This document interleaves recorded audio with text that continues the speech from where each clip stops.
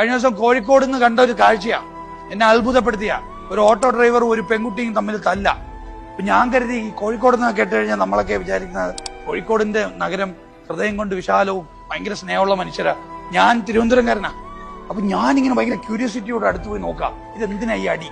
ഉടനെ ആ ഓട്ടോക്കാരൻ ഈ പെൺകുട്ടിയോട് പറയാ, എന്റെ പൊന്നു മോളെ, അപ്പുറത്ത് പോകുന്നതിനാണ് ഈ ഓട്ടോ. ഓട്ടോക്കാരന്റെ അടുത്ത് ഓട്ടോ വിളിച്ചപ്പോ ഓട്ടോക്കാരൻ ആ കുട്ടിയെ ഉപദേശിക്കുകയാണ് നടക്കാൻ വേണ്ടി.